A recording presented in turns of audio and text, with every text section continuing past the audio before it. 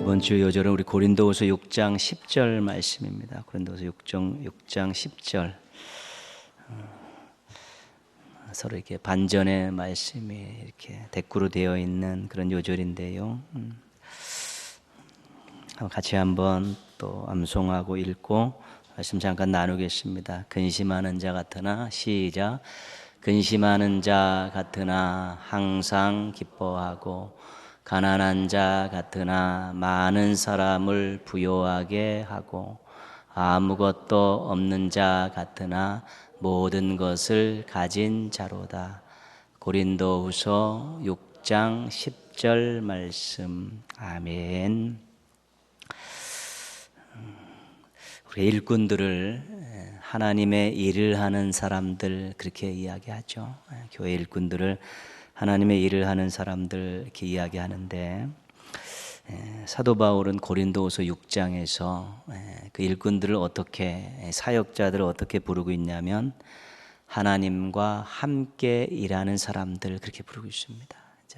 하나님의 일을 하는 사람, 하나님과 함께 일하는 사람 이렇게 부르고 있죠. 조금 더 새로운 표현이죠.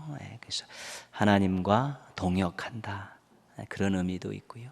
하나님이 보고 계신 데서 일을 한다, 그런 뜻일 수도 있고요. 조금 더 그 범위를 넓혀서 아주 풍성하게 하나님과 함께 일하는 사람들, 나와 나의 동역자들은 하나님과 함께 일하는 사람들이다, 그렇게 소개를 합니다. 그러면서 하나님과 함께 일하는 사람들의 그 특징을 소개하고 있는데요. 그 첫 번째 특징은 뭐냐면 고난을 자초한다. 고난을 스스로 피하지 않고 맞이한다는 것입니다.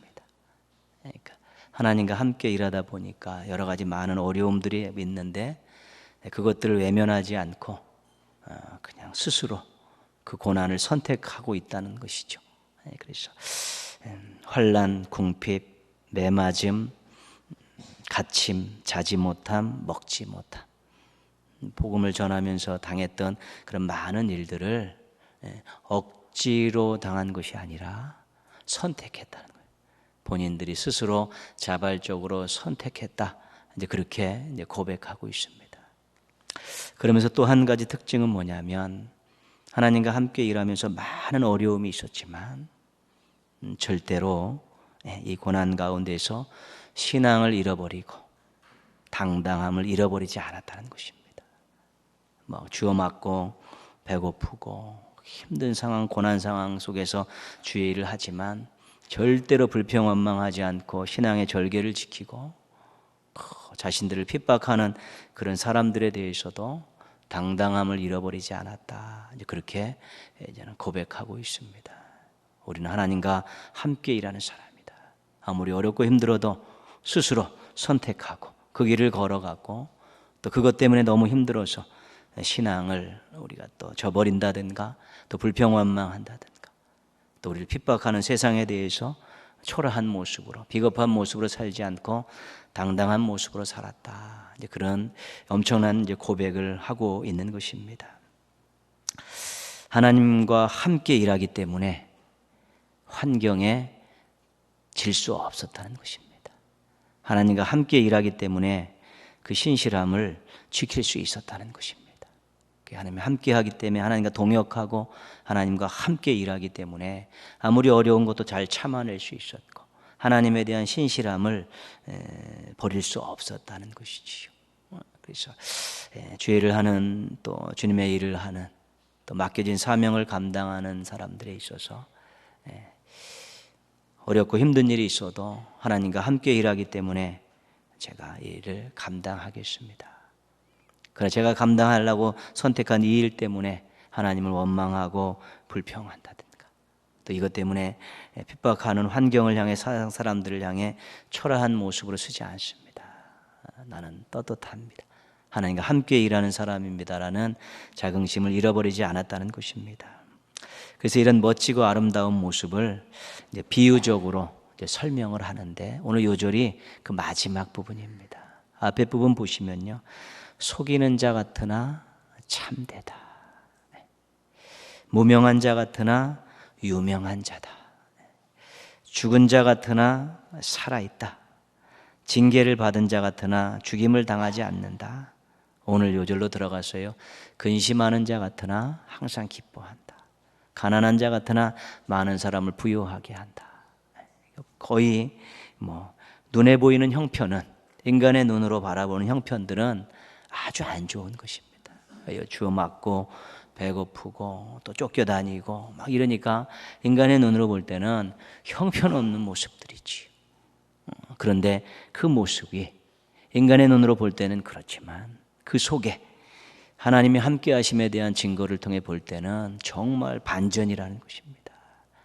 초라함이 아니라 자랑스러움이고요, 길가에 굴러다니는 돌덩이 같은 게 아니라 하나님 보실 때 보배로운 그런 존재들이라고 완전히 뒤바뀌는 설명들을 하고 있는 것입니다. 다 시간과 물질 다 들여서 복음 전하니까 당연히 가난할 수밖에 없죠. 그러나 가난한데 이 복음을 가지고 하나님과 함께 일하면서 사람들의 인생을 부유하게 만든다는 것입니다. 경제적으로는 쪼들렸지만, 빈털터리 같았지만 그 복음을 가지고, 생명의 말씀을 가지고 사람들에게 가서 전하니까 그들에게는 부유하게 하는 자가 됐다는 것입니다. 근심하는 자 같으나 항상 기뻐한다. 그렇게 맞고 그렇게 굶고 그렇게 핍박을 당해서 늘 근심 걱정이 쌓여 있을 것 같은데 이 속에서 우리 하나님이 주시는 참된 기쁨과 즐거움이 넘쳐나는 그런 모습들을 유지할 수 있다는 것입니다. 오늘 요절의 제일 마지막 문구가 이 전체를 대변하는 것입니다. 아무것도 없는 자 같으나 모든 것을 가진 자로다. 그렇죠? 복음을 전하는, 당시에 보따리 하나 메고 복음을 전하는 그러한 죄종들이 정말로 나그네 같은 인생 살아가는데 빈털터리죠. 집도 절도 재물도 그렇게 가족들도 때로는 돌아다니는 정말 아무것도 없는 자 같으나 그들은 모든 것을 가진 자였다는 것이죠. 왜 그렇습니까? 모든 것의 주인이신, 모든 것의 원천이신 하나님이 함께 하시기 때문에, 그분과 함께 일하기 때문에 너희들이 볼 때는 우리가 아무것도 없는 것 같지만 우리는 하나님 때문에 모든 것을 가진 자라는 그런 확신을 가지고 일한다. 그렇게 얼마든지 이야기할 수 있었다는 것입니다. 그래서 우리가 신앙생활을 하고 때로는 사명을 감당했을 때 그 모습이 인간적인 눈으로 볼 때는 초라하기도 하고 불쌍하기도 하고 그런 오해를 얼마든지 받을 수 있습니다. 그러나 우리와 함께 하신 하나님, 우리를 도와주신 하나님, 우리 사랑하시는 하나님 때문에 우리는 그런 눈으로 바라보는 그런 시선들의 주인공 아닙니다. 뒤집어 엎어놓으면 정말로 기쁨이 있고 감격이 있고 하나님이 주신 모든 것들을 받을 자격이 있는 그런 하나님의 백성들이고 하나님의 종들이기 때문에 신앙인들을 눈에 보이는 것 가지고 판단하기 어렵습니다. 보이지 않는 곳에 하나님께서 쌓아두신 은혜들이 얼마나 많은지 모르기 때문에 그렇습니다. 근데 똑같이 우리 신앙인들도 또 우리 주의 일을 하는 주의 종들도 봉사자들도 사명자들도 똑같이 인간의 눈을 가지고 사람들을 보기 시작하니까 자신이 어쩔 때는 초라해 보이고 나만 일하고 저 사람은 노는 것 같아가지고 내가 더 안 된 사람 같아가지고 불평하고 또 원망하고 탓하고 그렇지만 내가 주의 일을 할 수 있고 주님께 붙들림 받은 인생이 된 그것만 가지고도 다른 사람에게 비교할 수 없는 복된 삶을 산다는 자긍심이 없으면 건강한 신앙생활 하기 어렵습니다. 신실한 주의 종 되기가 어려운 것입니다. 너희들이 나 아무것도 없는 거라고 비웃을지 몰라도 나는 모든 것을 가진 사람이다. 내가 근심 걱정이 많을 것 같지? 이 속에서 하나님께서 주시는 참된 평안과 기쁨이 샘솟듯이 솟아나는데 내가 가난한 것 같지? 나는 말씀으로 복음으로 사랑으로 섬김으로 다른 사람들의 인생을 부유하게 하는 사람이다. 그러한 아주 강한 확신과 자긍심이 없으면 건강한 신앙의 길 걸어가기 어렵고 신실한 일꾼의 길 걸어가기가 어려운 것입니다.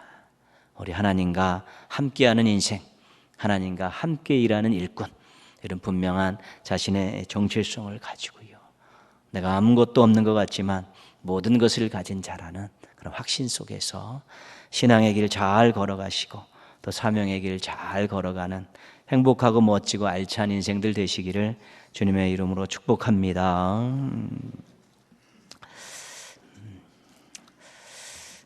야곱에게 특별한 사랑을 받던 요셉이 인생에 엄청난 변화가 생겼습니다. 고향을 떠나 이방 땅에서 살게 됐습니다. 가족과 생이별하고 홀로 살게 되었습니다. 하여튼 귀한 가정에 대우받던 아들이 이제는 이방 가정에 가서 종노릇하며 살게 된 것이죠. 완전히 180도 완전히 삶이, 인생이 뒤바뀌어 버린 것입니다. 환경이 완전히 뒤바뀌었고 신분이 초라해졌습니다. 의지할 것 하나 없는 곳에서 얼마나 또 울었는지 모를 것입니다. 이방인 취급당하면서 수치도 당했을 것입니다.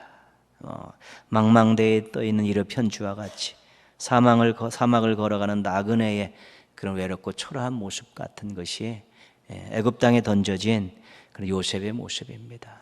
근데 그 모습에 대해서, 그 기간에 대해서는 성경은 침묵하고 있습니다. 그 기간이 얼마나 됐는지 모릅니다. 잡혀가서 이제 자리를 잡을 때까지 그런 여러 가지 많은 요셉의 가슴 속에 있었던 갈등들, 외로움들, 그의 처지들에 대해서는 이야기하지 않고 있습니다. 요셉이 그런 것들을 어떻게 견딜 수 있었을까? 그냥 간단하게 설명하고 있습니다. 2절 말씀 보시면요, 여호와께서 요셉과 함께 하심으로 그가 형통한 자가 되어. 그죠? 요셉이 이렇게 어렵고 힘들고 외로운 이방 땅에 홀로 떨어져서 종살이를 하고 있는데 하나님께서 요셉과 함께 하셨다는 것입니다. 어떻게 설명할 방법이 없습니다. 그냥 밑도 끝도 없이 아무 설명도 없이 하나님이 함께 하셔서 형통한 사람이 되었다, 그렇게 이야기하고 있죠. 이런 것들을 우리가 은혜라고 이야기하는 것입니다. 여러분, 때로는 은혜는 설명할 방법이 없습니다. 하나님께서 나를 불쌍히 여겨주셨습니다. 하나님께서 나를 불러주셨습니다. 하나님께서 믿음을 주셨고 구원해 주셨습니다. 하나님께서 자녀 삼아 주셨습니다. 이게 우리의 고백입니다. 근데 설명이 왜 그랬는지, 자신에게서 이유를 찾을 것이 하나도 없는 것입니다. 갑자기 뜬금없이 하나님께서 죄 용서해 주시고 구원해 주셨다는 것이죠. 근데 자신 속에서 이유를 아무리 찾아봐도 이유가 없는 것입니다. 설명할 방법이 없습니다. 뜬금없는 이야기입니다. 그게 바로 은혜입니다. 자격 없고 공로 없고 잘난 것 없고 잘한 것 없음에도 불구하고 하나님께서 베푸시는 것이 은혜입니다. 요셉이 애굽 땅에 뚝 떨어졌는데 종으로 팔려가서 보디바리 집에 팔려가서 그 집에서 이제는 일정 기간 보내고 있었는데 뜬금없이 하나님께서 요셉과 함께 하셨다는 것입니다. 요셉이 형통한 자가 되었다는 것입니다. 그런 설명 필요 없어요. 그냥 은혜입니다. 그것입니다. 요셉이 그렇게 힘든 삶을 살아가고 있는데 하나님이 함께 하신 것입니다. 요셉이 아버지 야곱의 편애를 받고 자랐습니다. 응석바지죠. 요셉이 어렸을 때 형들이 잘못하면 아버지에게 고자질했습니다. 철부지였었죠. 아버지 어머니 형들이 자기 앞에 절하게 될 거라고 꿈 2개 꾼 걸 가지고 막 자랑했습니다. 눈치 없이. 요셉 자신은 어렸을 때 무언가 은혜를 받을 만한 것이 없는 사람입니다.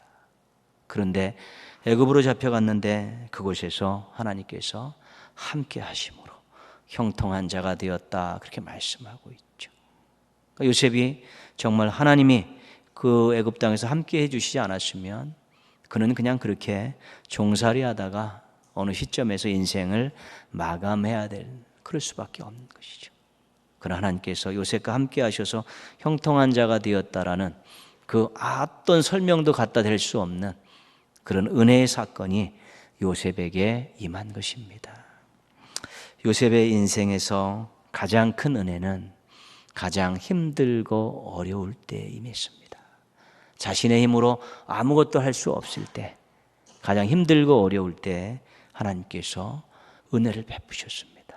함께 해주셨고 형통한 자가 되게 해주셨다는 것입니다. 그래서 어려울수록 사모해야 하는 것입니다. 힘들수록 기도해야 되는 것입니다. 왜요? 은혜가 아니면 해결할 수 없기 때문에, 은혜가 아니면 벗어날 수 없기 때문에 사모함과 간절한 기도함으로 그냥 아무 조건도 없고 아무 배경도 없고 아무 자격도 없지만 그래도 우리 하나님의 은혜로 제가 이 환경을 넘어서고 싶습니다. 이 환경을 극복하고 싶습니다. 이런 어려운 인생의 이 터널을 이제는 벗어나고 싶습니다. 인생의 이 무거운 짐을 벗어버리고 싶습니다. 은혜가 아니면 안 되면 은혜를 사모하고 구해야 되는 것입니다. 그럴 때 인생의 여러 가지 많은 일들이 우리 하나님의 은혜로 형통하게 바뀌는 역사가 일어나게 되는 것입니다. 요셉의 인생이 그런 거예요. 가장 힘들고 어려울 때 하나님께서 함께 하심을 통해서 형통한 자로 만들어 주셔서 그의 인생이 새로운 국면을 맞이하게 된 것입니다. 반전의 역사를 경험하게 된 것입니다. 은혜 아니면 안 되는 일들이 굉장히 많습니다. 우리 인생 가운데서도 마찬가지입니다. 꼭 사모함과 간절히 기도함을 통해서 정말 자격 없고 조건을 갖추고 있지 않지만, 잘난 것 없고 잘한 것 없지만 그래도 하나님의 은혜로 새로운 미래를 또 맞이하고 또 주님을 자랑하며 살아가는 인생의 귀한 시간들을 꼭 선물 받으시기를 주님의 이름으로 축원합니다. 하나님의 은혜는 숨길 수가 없습니다. 하나님이 함께 하시는데 증거가 나타날 수밖에 없지요. 하나님이 도와주시는데 그 도와주시는 결과들이 눈에 보일 수밖에 없는 것이지요. 요셉에게 있어서는 그것이 형통이었습니다. 하나님이 함께 하심으로 형통하게 했다는 것이죠. 요셉이 종살이를 하는데 형통할 게 뭐가 있겠습니까? 일을 맡겼더니 잘 하더라. 일을 맡겼더니 어려운 일을 맡겼는데도 다른 사람은 잘 안 되는데 쟤한테 맡기니까, 쟤한테 가니까 일이 되더라. 그런 것 아니겠습니까? 그 일이 안 될 것 같은데 전혀 다른 모습으로, 다른 방법으로 그 일이 되더라. 이런 것 아니겠습니까? 요셉이 그 종로를 하면서 어린 나이에 자신에게 맡겨진 일들을 열심히 하는데 하나님께서 함께 하심을 통해서 하는 일마다 잘 되고, 어렵지만 결국에는 해결이 되고, 또 그 방법이 아니라 다른 방법을 통해서도 그 일이 잘 되니까 그게 형통한 것 아니겠습니까? 요셉의 인생에 있어서 보디발의 집에서는 종로를 하면서 맡겨진 일을 하니까 그게 주인의 마음에 흡족할 정도의 결과를 냈더라. 그것이 형통입니다. 3절 말씀 한번 보시면요, 같이 한번 읽겠습니다. 그의 주인이 여호와께서 그와 함께 하심을 보며 또 여호와께서 그의 범사에 형통하게 하심을 보았더라. 보디발이 이 히브리 소년을 주시하다가 발견한 것입니다. 쟤한테 맡기면 일이 잘 되네. 안 될 것 같은데 남들은 잘 못 해내는데 쟤한테 가면 잘 되고, 또 그 일이 안 돼도 그 일로 인해서 피해보고 손실받는 일들이 별로 없네. 이런 것들을 이제 보디발이 보게 된 것이죠. 요셉이 꽝손이 아니라 이제 복손이라는 것을 보디발이 발견했죠. 일을 시키다 보니까 발견한 것입니다. 은혜 받으면, 하나님이 도와주시면 그것이 하나님을 증거할 수 있습니다. 또 하나님이 함께 하셔서 도와주시면 그것이 주변 사람들을 놀라게 할 수 있는 것입니다. 하나님이 함께 하셨는데, 하나님이 도와주셨는데 보통 일입니까? 그것이. 그렇죠. 그래서 어떤 면에 있어서 우리들은 참으로 하나님의 은혜로 하나님의 이름을 높이고 하나님을 보여주고 또 사람들을 놀래킬 수 있는 그런 사람들입니다. 하나님 함께 하심의 증거가, 하나님의 은혜 베푸심의 증거가 나타나면 그럴 수밖에 없지요. 근데 은혜를 은혜로 모르니까 그냥 자랑할 것도 없는 것이고요. 은혜를 은혜로 모르니까 내가 잘나서 그런 줄 알고 그렇게 자랑해버리면 하나님의 은혜는 다 날아가는 것이고 하나님을 보여줄 수도 없고 사람들을 놀래킬 수도 없는 것입니다. 보디발이 현명한 사람이죠.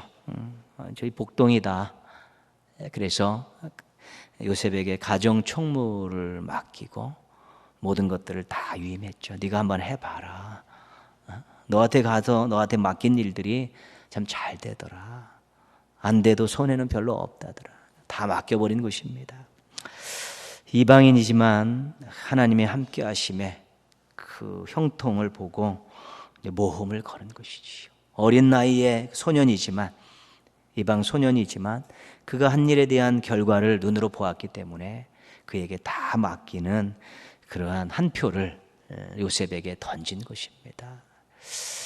이 보디발이 어떤 이익의 관점에서 모험을 건 거죠. 요셉에게 가면 일이 잘 된다, 안 돼도 손해가 없다라는 그 결과를 가지고 요셉에게 다 맡긴 것입니다. 신앙적인 선택은 아니지만 그래도 지혜로운 선택이었죠. 근데 우리 신앙인들은 하나님이 함께 하심을 믿는데, 하나님이 도와주심을 믿는데, 하나님이 은혜 베푸심을 믿는데 쉽게 그렇게 배팅하지 않습니다.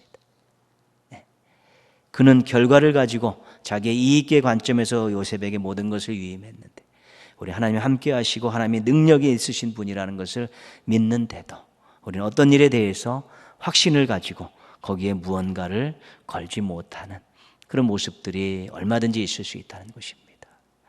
결과를 가지고 어떤 그런 자기의 경제적인 이득을 위해서 맡기는 그런 지혜로운 세상 사람들과 더불어 아직 결과는 없지만 하나님의 함께 하심과 능력을 믿고 거기에 우리가 모든 것을 또한 맡길 수 있는 이런 것이 신앙인가 비신앙 간의 차이인데, 우리는 신앙적인 그런 모험들 또 신앙적인 확신들을 가지고 살아가는 것이지 결과에 대한 이득을 가지고 살아가지 않는 것입니다. 보디발의 선택이 탁월했지만 우리는 그 전에 하나님의 함께 하심과 하나님의 능력에 대한 것을 확신을 가지고 무언가를 맡기고 기대할 수 있어야 된다는 것입니다. 그게 신앙입니다. 5절 말씀 보시면요, 5절 말씀 보시면 같이 읽겠습니다. 그가 요셉에게 자기의 집과 그의 모든 소유물을 주관하게 한 때부터 여호와께서 요셉을 위하여 그 애굽 사람의 집에 복을 내리심으로 여호와의 복이 그의 집과 밭에 있는 모든 소유에 미친지라. 보디발의 이 모험이, 이 배팅이 성공을 했죠. 요셉에게 다 맡겼더니 재산이 엄청나게 증식이 된 것이죠. 그렇죠. 왜 그러냐면 하나님이 함께 하셨기 때문에, 하나님이 형통하게 하셨기 때문에 보디발의 집안이 엄청나게 부를 축적하게 된 것입니다. 근데 5절 말씀에서 중요한 것이 있는데요, 하나님께서 왜 그렇게 하셨는가? 보디발을 위해서? 아니죠. 누구를 위해서요? 요셉을 위해서. 요셉을 위해서. 요셉이 이 종으로 있는 이 집안에서 수시당하지 않고 무시당하지 않고 멸시당하지 않게 하기 위해서 하나님께서 요셉을 통해서 보디발의 집에 엄청나게 많은 복을 쏟아 부어 주신 것입니다. 보디발이 요셉이 꽝손이 아니라 복손인 것을 알았기 때문에 얘한테 맡겼더니 우리 집안에 부가 축적이 됐네. 그러면 요셉을 무시하지 않지 않습니까? 요셉을 귀하게 여길 것 아닙니까? 그런 관점에서 하나님께서 요셉과 함께 하심의 증거를 보디발의 집에다가 복으로 쏟아부어 주셨다는 것입니다. 이방인들을 잘되게 함을 통해서, 불신자들을 잘되게 함을 통해서 택한 백성들이 수치당하지 않고 무시당하지 않게 살게 하는 것이 또 하나님의 또 하나의 방법이었던 것입니다. 때로는 우리가 직장 생활도 하게 되고요. 여러 가지 많은 또 공동체에 들어가서 여러 가지 일들을 하게 되는데요. 때로는 하나님께서 우리에게 무시당하지 않고 수치당하지 않고 살게 하기 위해서 우리가 속해 있는 그 직장, 또 공동체를 얼마든지 복되게 하실 수 있다는 것입니다. 그런 의미에서 우리가 축복의 통로입니다. 하나님께서 택한 백성이 사람들로부터 무시당하지 않고 수치당하지 않게 하기 위해서 그 주변의 공동체와 사람들에게 복을 쏟아부을 수 있다는 것입니다. 내가 너를 만나서 행복했고 내가 너를 만나서 유익을 얻었다라고 하면 절대로 무시하고 수치당하지 않기 때문에 때로는 하나님께서 우리를 위해서 주변에 복을 주시는 역사들이 얼마든지 일어날 수 있다는 것입니다. 그렇게 귀하다는 것이죠.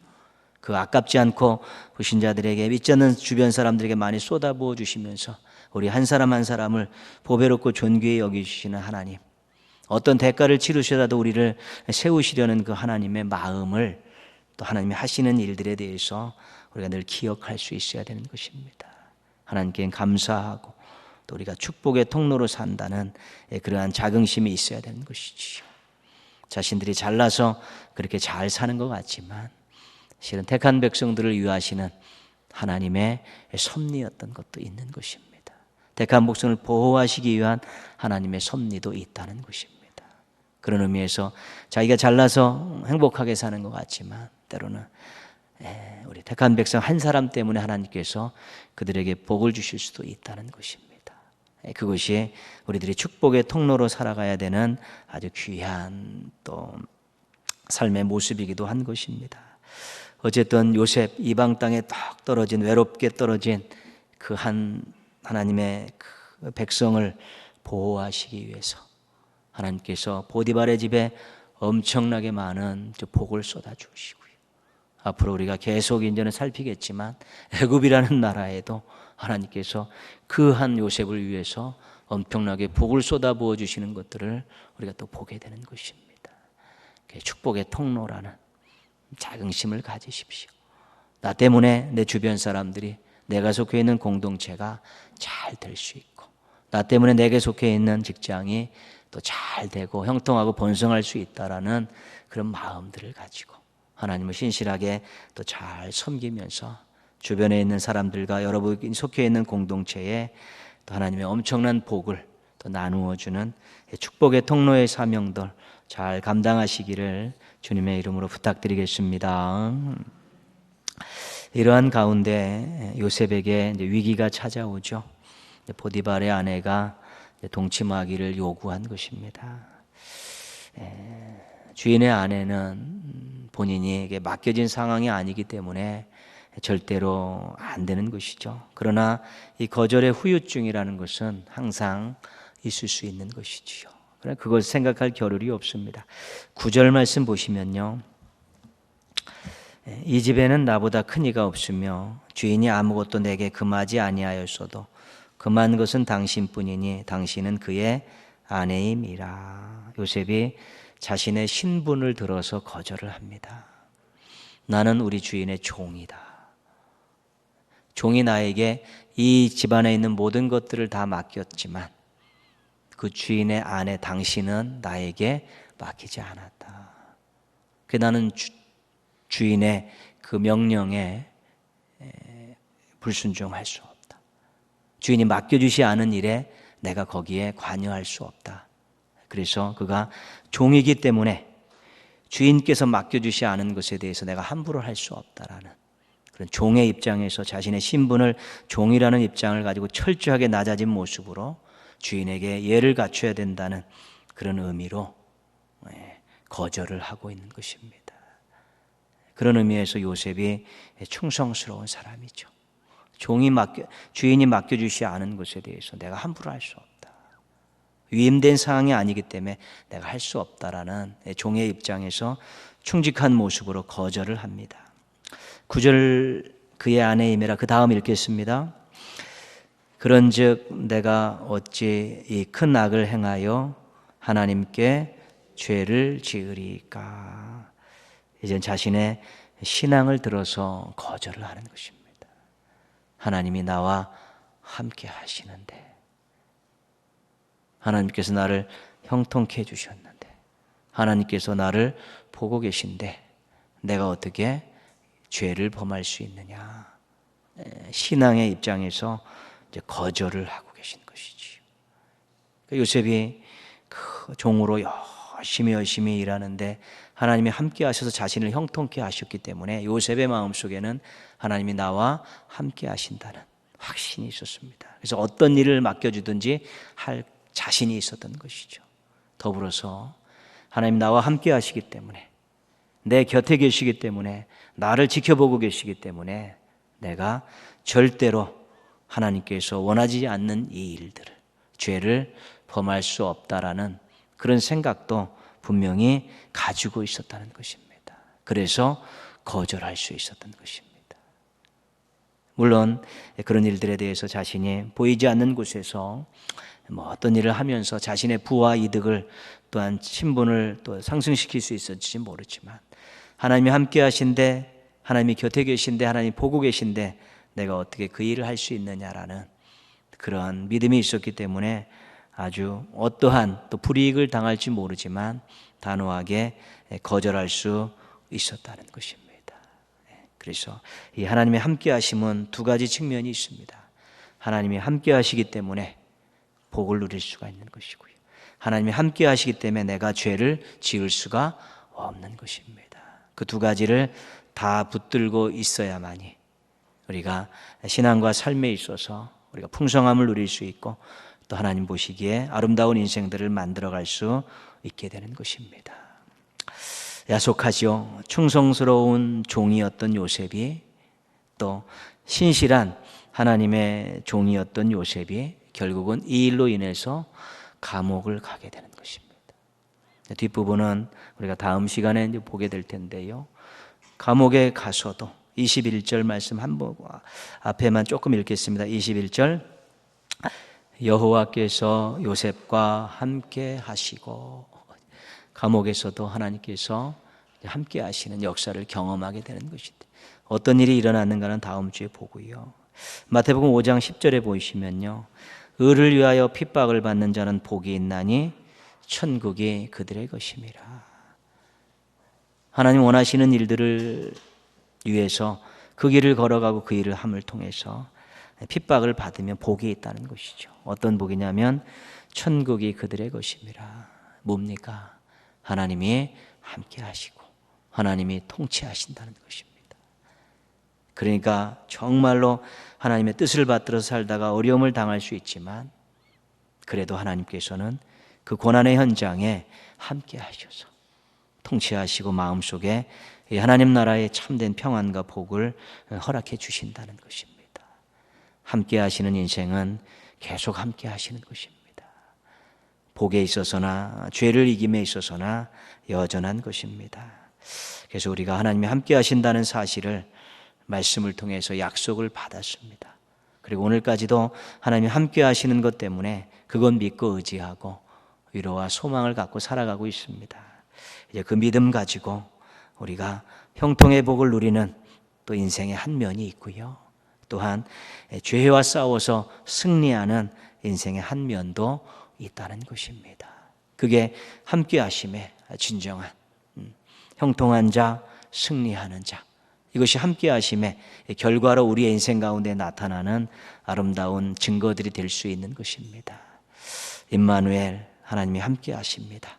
여러분 꼭 이 믿음 가지고 확신 가지고 형통의 복을 누리시면서 또 한편에서는 죄와 싸워 악과 싸워서 승리자로서의 계가를 부르는 우리 멋지고 아름다운 인생 살아가시기를 주님의 이름으로 축원합니다.